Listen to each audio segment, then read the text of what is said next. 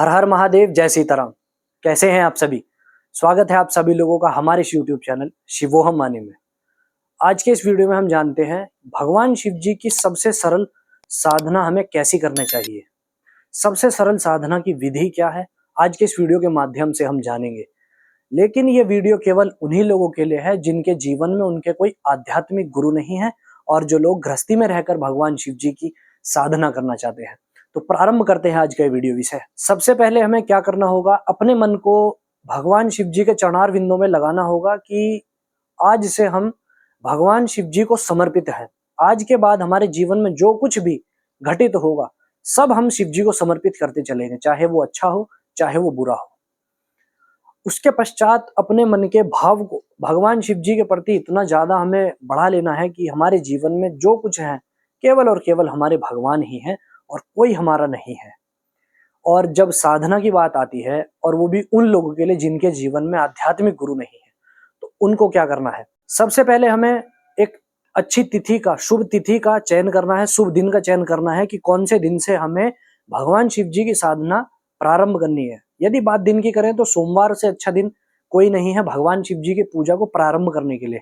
और यदि तिथि की बात करें तो प्रदोष, पूर्णिमा और जैसे मासिक शिवरात्रि है या फिर महाशिवरात्रि के दिन से आप ये साधना प्रारंभ कर सकते हैं। लेकिन मैं फिर बता रहा हूं, ये वीडियो, ये ज्ञान उन्हीं लोगों के लिए है जिन लोगों के जीवन में उनके आध्यात्मिक गुरु नहीं है और जो गृहस्थी में रहकर अपने भगवान के प्रति कुछ समय निकालकर उनके लिए साधना करना चाहते हैं। सबसे पहले हमने क्या किया कि एक तिथि, एक दिन का चयन कर लिया कि आज से या इस दिन से हम भगवान शिव जी की साधना प्रारंभ करेंगे। उसके पश्चात हमें क्या करना है, भगवान शिव जी का कौन सा मंत्र है जो हमें चयन करना है। चाहे आप ओम नमः शिवाय से प्रारंभ करें या फिर आप उनका महामृत्युंजय मंत्र है उससे प्रारंभ करें। जो उनके मंत्र हैं आपको आते हो या आप किसी भी मंत्र से भगवान शिव जी से जो संबंध रखता है उस मंत्र का भी चयन आपको पहले ही कर लेना है कि इस मंत्र से हम भगवान शिव जी की ये साधना करेंगे। सबसे पहले हमें मंत्र का भी चयन उसी दिन कर लेना है।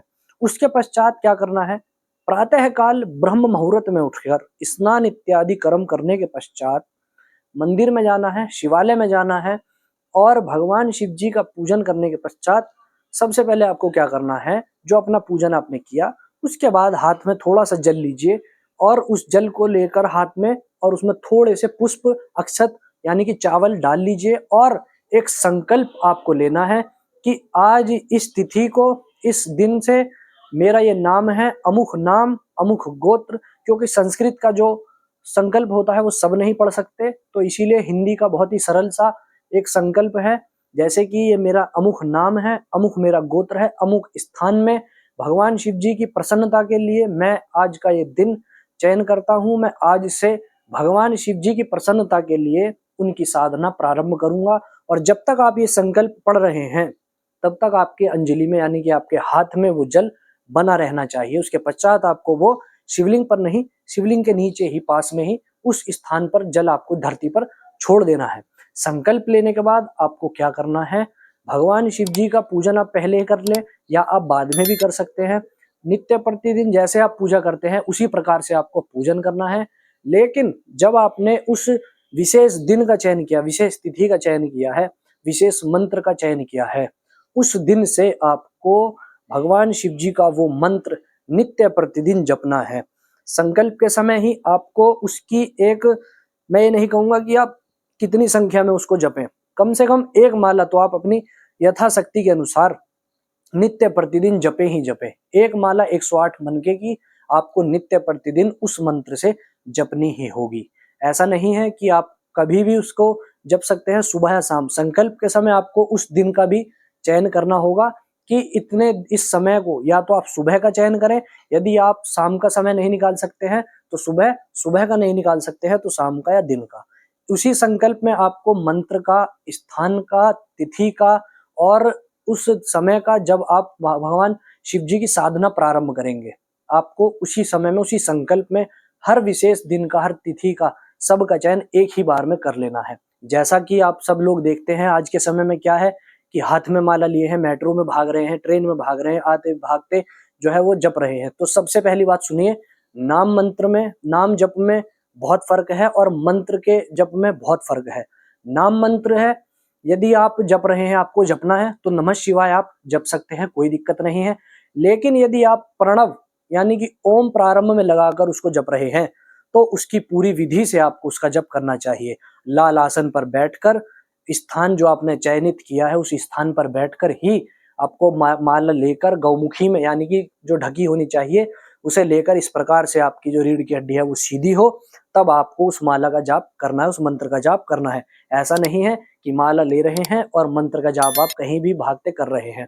मैं फिर बता रहा हूँ, नाम मंत्र में, नाम जप में बहुत फर्क है और मंत्र जाप में बहुत फर्क है। यानी कि फिर बता देता हूँ, नमः शिवाय यदि जपना है तो आप जप सकते हैं कभी भी किसी भी परिस्थिति में। लेकिन यदि आप उसमें प्रणव लगा रहे हैं, पहले ओम लगा रहे हैं, तो आपको विधि विधान से ही उसको जपना होगा, अन्यथा उसके दुष्परिणाम आपको मिल सकते हैं। दूसरी बात, जो गृहस्थ लोग हैं वो भगवान शिव जी का या किसी भी देवी देवता का सौम्य रूप का ही चयन करें, उनकी सौम्य सात्विक पूजन ही करें। ऐसा नहीं है कि भगवान का रौद्र रूप लेकर आप उनकी तामसिक पूजा कर रहे हैं, कर सकते हैं, लेकिन उसका जो प्रभाव है बहुत नकारात्मक आपके जीवन पर पड़ सकता है, क्योंकि आपके जीवन में कोई आध्यात्मिक गुरु नहीं है और आप एक गृहस्थी हैं, तो आपको तामसिक पूजा रौद्र रूप की नहीं करनी है। इससे आप अपने गृहस्थ आश्रम से भटक सकते हैं और जो व्यक्ति अपने आश्रम से भटक जाता है उसका पतन होना निश्चित है। इसीलिए किसी सोशल मीडिया के दिखावे में आकर तंत्र साधना, ये साधना, वो साधना, कहीं नहीं भागना है।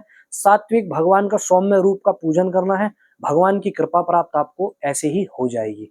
और जो स्त्रियां हैं, माताएं, बहनें हैं, वो केवल शिवाय नमः का ही जाप कर सकती हैं। उन्हें ओम का उच्चारण या ओम का जप कभी नहीं करना चाहिए। इसका शास्त्रों में भी प्रमाण आपको मिल जाएगा। इससे अगली वीडियो में हम आपको इसका भी एक शास्त्र के अनुसार वीडियो बनाकर बताएंगे कि माताओं बहनों को ओम का जाप क्यों नहीं करना चाहिए।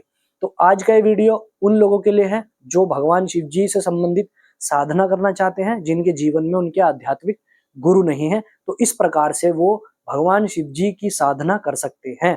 तो मैं आशा करता हूं कि आप सभी लोगों को आज का ये वीडियो विषय पसंद आया होगा। यदि पसंद आया है तो इसे अधिक से अधिक लाइक कीजिए, शेयर कीजिए, कमेंट्स कीजिए और इसे अपना प्रेम दीजिए। और हमारे यूट्यूब चैनल शिवोहम मानी को अपना प्रेम दीजिए, अधिक से अधिक इसे सब्सक्राइब कीजिए।